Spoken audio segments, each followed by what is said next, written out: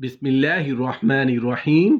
अस्सलामु अलैकुम वरहमतुल्लाहि वबरकातुहू। नहमदुहु व नुसल्ली अला रसूलिहिल करीम। अम्मा बाद।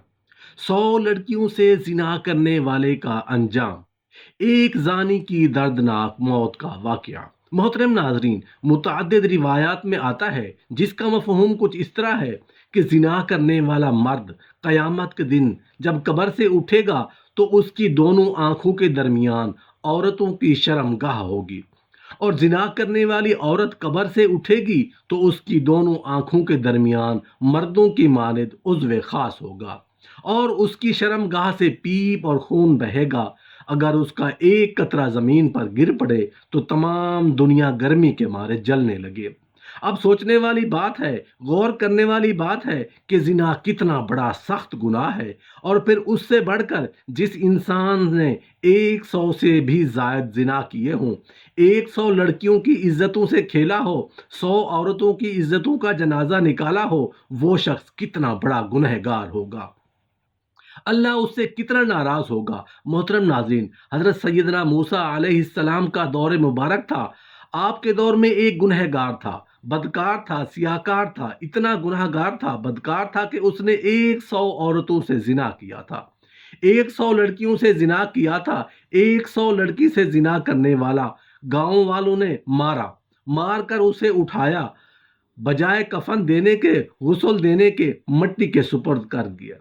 तदफीन करने के उसके गुनाहगार शख्स को, बदकार शख्स को उठाया, गंदगी के ढेर पर फेंक दिया। अब ये गुनाहगार गंदगी के ढेर में पड़ा है, लाश है, मरा पड़ा है। गांव वालों ने उसे जबरदस्ती मार दिया कि ये गुनहगार है, शराबे पीता है, जानी है, अल्लाह का नाफरमान है। सारी जिंदगी उसने एक सजदा नहीं किया, मस्जिदें उसका इंतजार करती रहीं, मस्जिदों में पड़ी चटाइयां उसकी मुंतजिर रहीं, गंदगी के ऊपर उसका लाशा पड़ा है।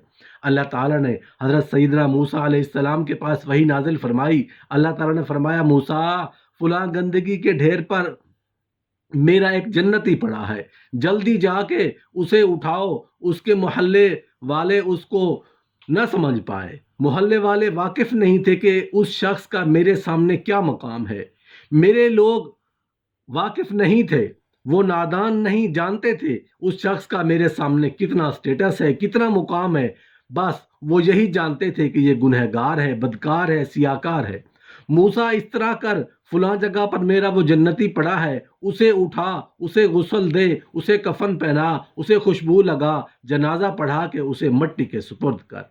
अल्लाह के नबी हज़रत मूसा अलैहिस्सलाम ने ऐसा ही किया। अल्लाह के हुक्म पर अमल करते हुए वहां पहुंचे, देखा गंदगी के ढेर के ऊपर एक नौजवान पड़ा है, उसे उठाया, गुस्ल दिया, गुस्ल देने के बाद लोगों को बुलाया, आओ उसका जनाजा पढ़ो। लोग आए, देखा तो वो अल्लाह के नबी, हम तो इसका जनाजा नहीं पढ़ते। क्यों नहीं पढ़ते? ये तो जानी था, ये तो गुनहगार था, बदकार था, अल्लाह का नाफरमान था, हमने उसे मारा है, गंदगी के सुपुर्द कर दिया है।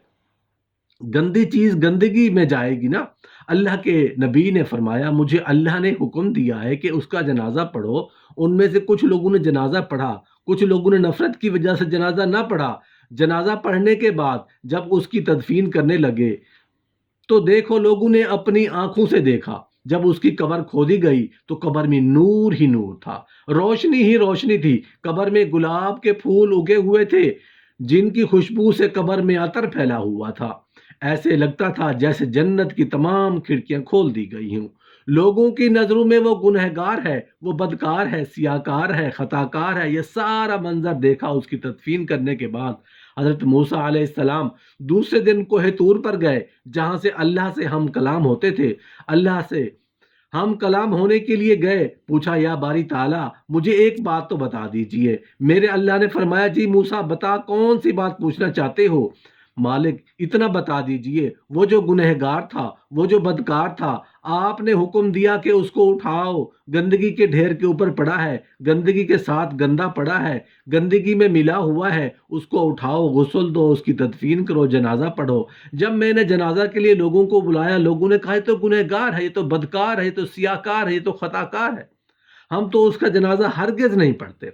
मालिक, इतना बता दीजिए, वो लोगों की नजरों में तो गुनहगार था, जानी था, तेरी नजर में वो महबूब कैसे बन गया? मालिक, تیرے بندوں کی نظر میں تو وہ مردود تھا، بندوں کی رب کی نظر میں وہ محبوب کیسے بن گیا؟ میرے اللہ نے فرمایا موسیٰ، جو میں جانتا ہوں میرے بندے نہیں جانتے، جو خدا جانتا ہے مخلوق نہیں جانتی۔ یا اللہ وہ کیسے؟ فرمایا موسیٰ وہ واقعی گناہ گار تھا، بدکار تھا، سیاہ کار تھا، لوگ ٹھیک کہہ رہے تھے۔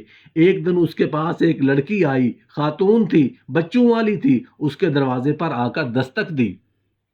اس نے دروازہ کھولا، اس نے کہا شاید میرا کوئی گاہک آ گیا ہے، کیونکہ یہ زانی تھا، پیسے دیتا تھا، گناہ کرتا تھا، زنا کرتا تھا۔ وہ عورت آئی، کہنے لگی میں ضرورت مند ہوں، میں نہیں جانتی آپ کون ہیں کون نہیں، میں کافی دور سے آئی ہوں، میرے بچے 3 دن کے بھوکے ہیں، ان کو کھانا نصیب نہیں ہوا، کھانے کے لیے پیسے نہیں ہیں، آپ کے دروازے پر آئی ہوں، آپ صاحب استعداد ہیں، مجھے کوئی میری ہیلپ کر دیں، مدد کر دیں، کچھ پیسوں کی ضرورت ہے، آٹے کی ضرورت ہے، مجھے چینی دال کی ضرورت ہے، کھانے پینے کی چیزوں کی ضرورت ہے، خدا را اللہ کے نام پر میری مدد کرو، اللہ تعالیٰ تم کو اس کی جزا دے گا۔ اس نوجوان نے کہا اے عورت تو اندر آ جا۔ وہ اندر آئی، اس نے دروازہ بند کر دیا، اس کو سامنے بٹھایا، کہا میں تیری تمام ضرورتیں پوری کروں گا، اللہ تعالیٰ نے تجھے حسن سے نوازا ہے، لہٰذا تو میری خواہش پوری کر۔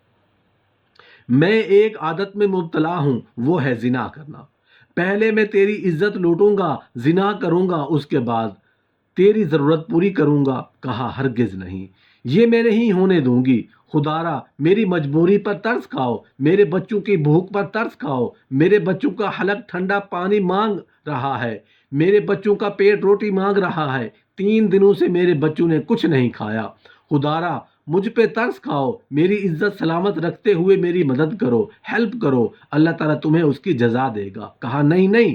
جب وہ برائی کرنے کے لیے آمادہ ہوا تو اس عورت کی ایک چیخ نکل گئی، ایک دردناک چیخ نکلی۔ اس نوجوان نے کہا تیری چیخ کیوں نکلی؟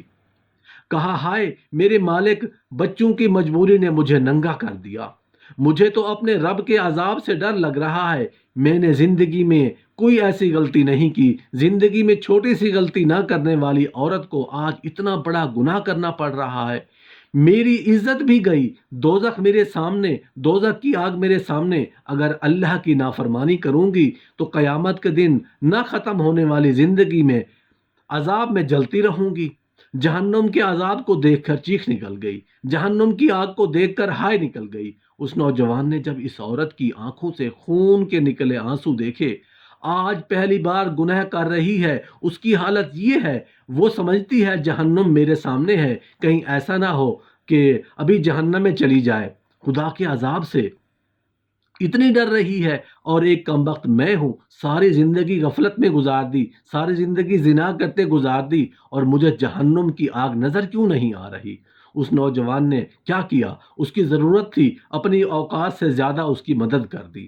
میں نے اللہ کی رضا کے لیے تیری مدد کی ہے، میں تیری مدد کرتا ہوں، اور تیرے ذریعے آج میں پکی توبہ کرتا ہوں، آئندہ کوئی گناہ نہیں کروں گا، اور قیامت کے دن میری بخشش کا ذریعہ تم ہی بنو گی۔ اس نے کہا انشاءاللہ۔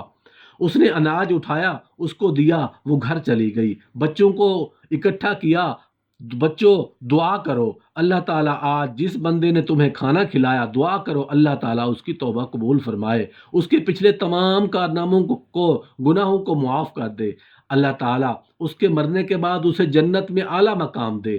بچے سارے دعا کرو۔ بھوکے بچوں نے جب دعا کی، ادھر سے دعا کے لیے ہاتھ اٹھائے، ادھر سے رب کی رحمت کو جوش آیا، اللہ تعالیٰ نے ایک توبہ کے صدقے پچھلے تمام گناہوں کو مٹا کر نیکیوں میں بدل ڈالا۔